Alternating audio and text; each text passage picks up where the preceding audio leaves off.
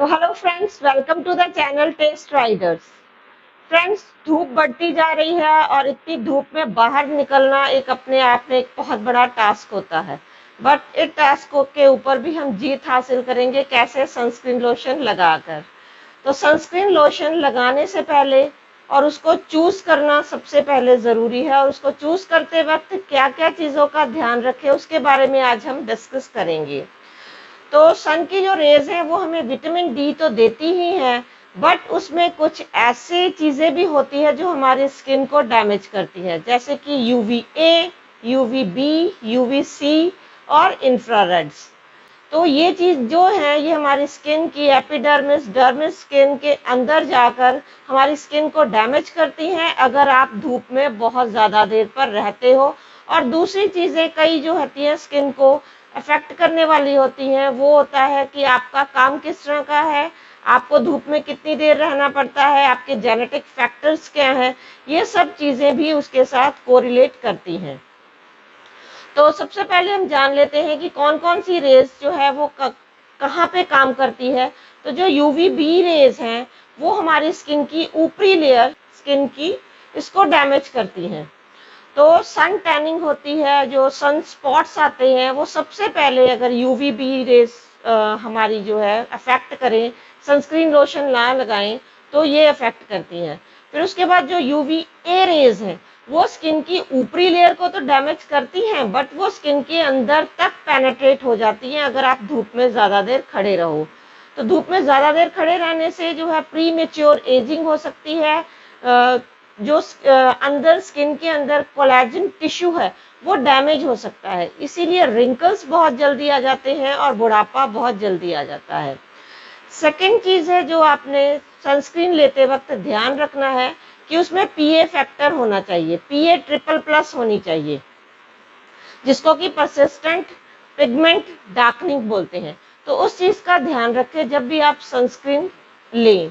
तो सनस्क्रीन जो है वो ब्रॉड स्पेक्ट्रम सनस्क्रीन ही आपको लेनी चाहिए। मार्केट में आपको दो तरह की सनस्क्रीन मिल जाएंगी, एक तो फिजिकल सनस्क्रीन होती है और एक केमिकल सनस्क्रीन होती है।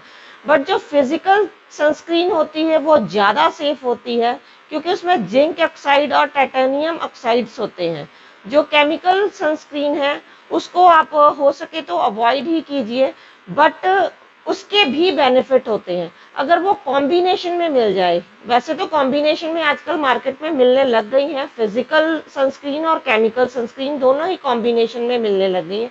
वो मिल जाए तो बहुत बेनिफिट देंगी, क्योंकि वो आपको यूवी बी, यूवी ए और इंफ्रारेड दोनों ही, तीनों ही सारी जो रेज हैं सन की, जो भी हमारे स्किन के अंदर तक हमें जाकर प्रॉब्लम क्रिएट करती हैं, तो वो ले सकते हैं। बट अगर जिनकी स्किन सेंसिटिव है, तो कुछ भी अफोर्ड नहीं कर पाते हैं, कुछ भी अपने स्किन के ऊपर कैरी नहीं कर पाते हैं, तो वो जो है वो ये लैक्टोकैलामिन, मैं ये लगाती हूँ, बड़े सालों से मैं यही लगा रही हूँ लैक्टोकैलामिन। या आपको ओवर द काउंटर मेडिसिन मिल जाएगी, कैलाड्रिल लोशन भी आता है। तो कैलाड्रिल लोशन भी अगर जिनको सूट नहीं करता है वो ना लगाएं। मैं जो भी आपको ये इन्फॉर्मेशन दे रही हूँ ना, ये एक जेनरिक इन्फॉर्मेशन है। उसके बाद भी आप अगर यूज करना चाहते हो तो सबसे पहले पैच टेस्ट करें, उसके बाद ही अपने स्किन के ऊपर अप्लाई करें। बट जो जिनकी स्किन सेंसिटिव है और सनस्क्रीन लोशन लगा भी नहीं लगा सकते, तो सबसे पहले डॉक्टर को एक बार कंसल्ट करके ही जो है मेरी एडवाइस को आप फॉलो करें, आप तभी सनस्क्रीन लोशन आप चूज करें। मैं एक सिंपल आपको जो है अपना सजेशन दे रही हूँ कि आप लेते वक्त सनस्क्रीन लोशन कौन कौन सी चीजों के लिए जो है अवेयर हो सकते हैं। ये एक एजुकेशनल वीडियो है। तो नेक्स्ट आ जाते हैं कि जो सनस्क्रीन लोशन है वो लगाने से पहले आपने करना क्या है। बाहर जाने से पहले पहले सबसे पहले तो जो होता है बेसिक स्टेप्स करने होते हैं, स्किन की क्लीनिंग कीजिए, मॉइस्चराइजिंग कीजिए, उसके बाद आप सनस्क्रीन लोशन लगाइए, ठीक है। उसके बाद आप बाहर जाइए। जब आप बाहर जा रहे हैं तो ध्यान रखिए कि आप अपने आप को पूरी तरह से अच्छी से ढक लें, सूती कपड़े पहन लें, साथ में छाता ले लें और अपनी बॉडी को पूरी तरह से हाइड्रेट रखें। तो नींबू पानी आप साथ में लें, खरबूजा खाएं, तरबूज खाएं, अपनी बॉडी को हाइड्रेट करने के लिए जो भी चीजें, जो भी फ्रूट्स हैं, जो भी वेजिटेबल्स हैं, जिनमें वाटर कंटेंट ज़्यादा है, ताकि आपकी जो स्किन है वो हाइड्रेट हो सके। और दूसरी चीज़ आपने जो ध्यान रखने वाली बात ये है, जो ध्यान रखनी है कि जब भी आप बाहर जा रहे हो, बाहर जाने से पहले आधा घंटा पहले आप ज़रूर लगाएं सनस्क्रीन लोशन। और एज रिक्वायरमेंट, जब आपको रिक्वायरमेंट हो तब सनस्क्रीन लोशन लगाएं, ठीक है। और जो सनस्क्रीन लोशन है वो लगाना कब नहीं है, तो लगाना जब नहीं है वो है हमने रात को। कई बार होता है लोग रात को भी सनस्क्रीन लोशन लगा के सो जाते हैं। रात को सनस्क्रीन लोशन नहीं लगाना है, रात को आप सिर्फ एक अपनी नाइट क्रीम अप्लाई कीजिए और लगाकर उसको सो जाइए। और जो बाकी जो है नेक्स्ट आता है कि जो सनस्क्रीन लोशन है वो क्रीम्स फॉर्म में भी आती हैं, आजकल जेल फॉर्म में भी आने लग गई हैं, स्प्रे फॉर्म में भी आती हैं, पाउडर फॉर्म में भी आती हैं। जो स्प्रे फॉर्म में आती हैं उसको अवॉइड करें, क्योंकि जब आप स्प्रे करेंगे तो आंखों में जा सकती है, तो आंखों में जाने से उसके बहुत सारे साइड इफेक्ट्स भी हो सकते हैं। और एक चीज जो मैं आपको पहले बताना था वो भूल गई हूँ बताना, वो मिस हो गया है।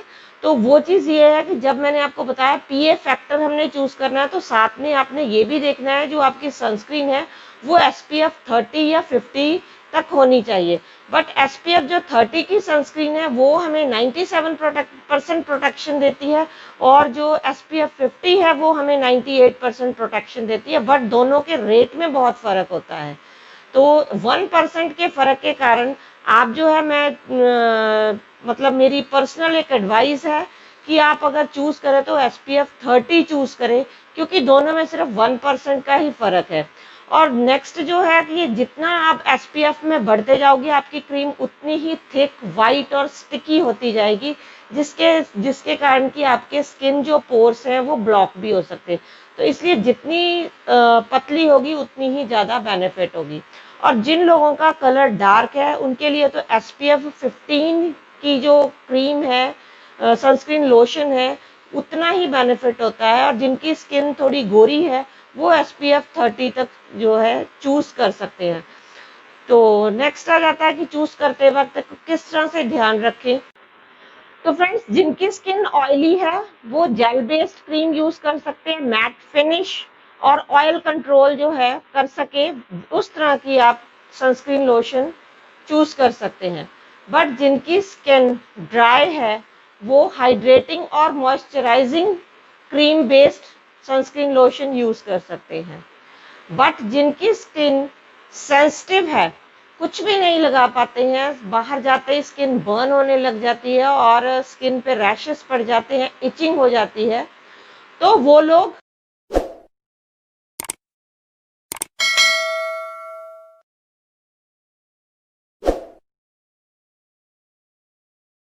Hypo allergenic and mineral based cream लगा सकते हैं। उसका बेनिफिट ये होता है कि वो आपके स्किन के अंदर एब्जॉर्ब नहीं होती है, वो ऊपर ही रहती है, तो उसका ये बेनिफिट है आपको, तो उसका साइड इफेक्ट आपको कोई नहीं होने वाला। और अगर आपको फिजिकल और केमिकल सनस्क्रीन के कॉम्बिनेशन वाली क्रीम नहीं मिलती है, सनस्क्रीन लोशन नहीं मिलता, तो सबसे बेस्ट है आप फिजिकल सनस्क्रीन ही चूज करें। बट उसमें ध्यान रख लें, एसपीएफ का ध्यान रखें और पीए ट्रिपल प्लस होना चाहिए, क्योंकि फिजिकल जो सनस्क्रीन है उसमें जिंक ऑक्साइड और टाइटेनियम ऑक्साइड होता है, जो कि स्किन की जो कि रेज है, जो सन की रेज है उनको रिफ्लेक्ट कर देता है। जिस तरह से आपकी जो रेज आपके स्किन के ऊपर जैसे ही पड़ेंगी तो वो रिफ्लेक्ट होकर वापस चले जाएंगी। तो zinc oxide rich base cream बहुत बेनिफिट देती है।